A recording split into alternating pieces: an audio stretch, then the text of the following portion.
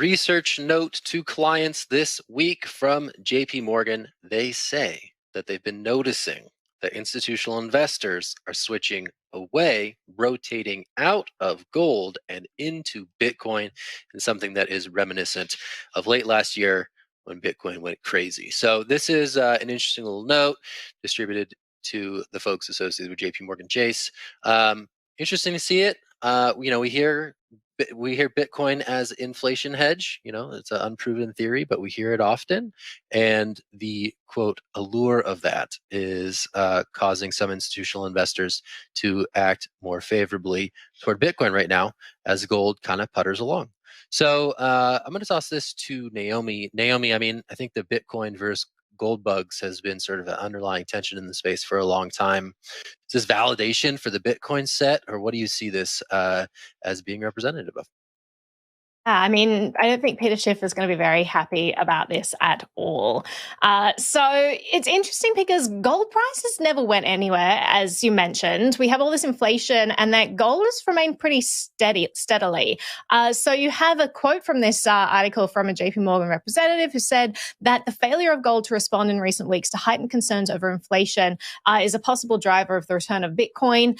We're always talking on this show about Bitcoin being a hedge against inflation. It's an asset that can't be controlled by any government. That's really alluring to a lot of people when they see that the monetary policy of governments all around the world is just not working out for the consumer's behavior. It's working out for their best interests. It's working out in the interests of the politicians who want to be able to spend exorbitant amounts of money that the government doesn't have and promise their constituents all kinds of things, and that puts us in a tremendous amount of debt, and then we end up paying a tremendous amount of interest to pay off that debt. And it comes this very scary tipping point that we're reaching. And then you get inflation that just is really starting to increase. It makes sense that not just as an inflation hedge, people are going to Bitcoin, but they're just looking for something that's outside of the purview of government. They're just looking for something that can't be manipulated by an elite few who are dictating monetary policy in like a closed boardroom. People want more transparency in their monetary policy these days. And now that we have decentralized technology and smart contracts, and we've figured out how to decentralize trust, we can have this. Technology has gotten to a place where this is possible. We don't need these people making decisions anymore. We can just trust mathematics instead. So I think it's a really interesting situation to see what's going on. And there may be something in the fact that people are looking for higher risk assets right now because inflation is so high. It's not enough to just find something that's going to be steady. They're actually looking for something that goes beyond that because they're losing so much money keeping their money just in cash at the moment.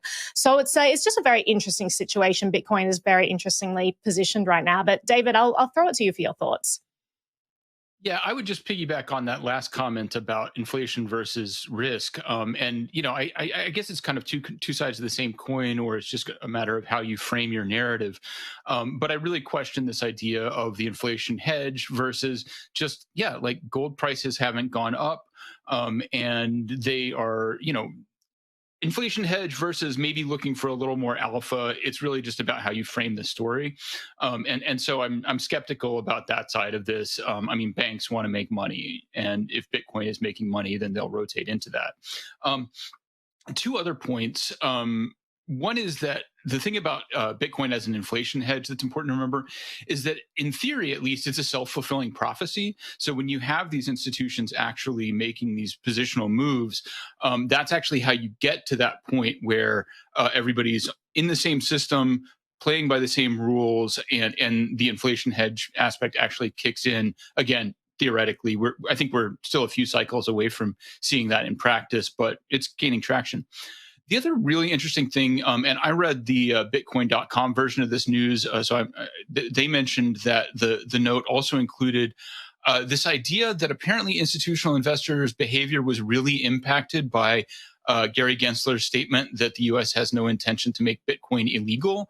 And I think it's really an interesting kind of a bubble pop moment for me, at least, because I don't know about y'all, but I had no real concerns that the U.S. would do something like that. So it's interesting to see outside investors, people who are not necessarily crypto natives, really hearing this, like China is making Bitcoin illegal and we can't invest in it because what if the U.S. does it too? And I think it'll drive into one of our topics that we're getting up to, which is about regulatory clarity. And I think this is a huge, it seems so trivial for us to have the head of the SEC say, we're not going to make Bitcoin illegal. It seems so, goes without saying, like they're not going to do that, but obviously people needed to hear it. And this is one of the impacts. So I think that's a really interesting takeaway too. Yeah, David, I think it points to a better understanding of Bitcoin, right? I think institutions are understanding it can't be outregulated. It's not going anywhere. I think they're seeing other institutions, their peers, their competitors, their colleagues investing heavily in Bitcoin. They're starting to see the use case. It's being rolled out in the mainstream. It's being used by other institutions, by retail investors. And so I think it's just a better understanding. It's a signal of the education that we've called for on the show time and time again. And I think, yeah, they just get that it's not going anywhere, and we'll see more of it. Yeah, I will add that I think that Gensler speaking out, I would agree with you, David, that I think that did set some concerns at ease, because obviously if there's one thing that regulators can do is just put a bunch of regulations in place that could really throttle this. Bitcoin can't be stopped. It can't be killed. We talked about Ray Dalio on the show the other day, who's saying government could kill this if they wanted to. I disagree strongly. I don't think they can kill it at all, but they can severely throttle it with regulation. So I think it did really settle some concerns of institutional players to hear Gensler come out and say he's not going to ban it. It will be up to Congress.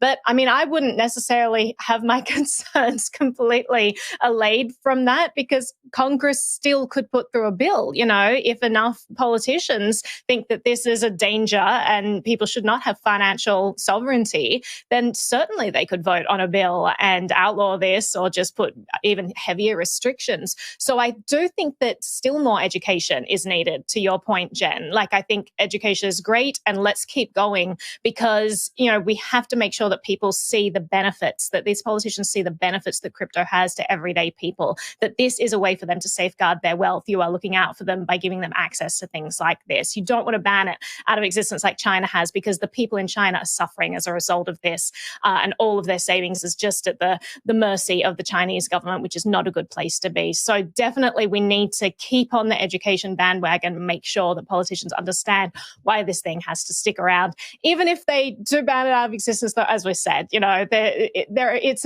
a borderless innovation, and it's not going to be killed, and it can exist as long as you want to use it. It just gets a little more tricky to do so. But Zach, I'll throw it back to you. Yeah, gold, Bitcoin, gold versus Bitcoin, always going to be a thing, and it's always interesting to see gold, Bitcoin, JPMorgan. That is a serious trifecta of interesting crypto stuff.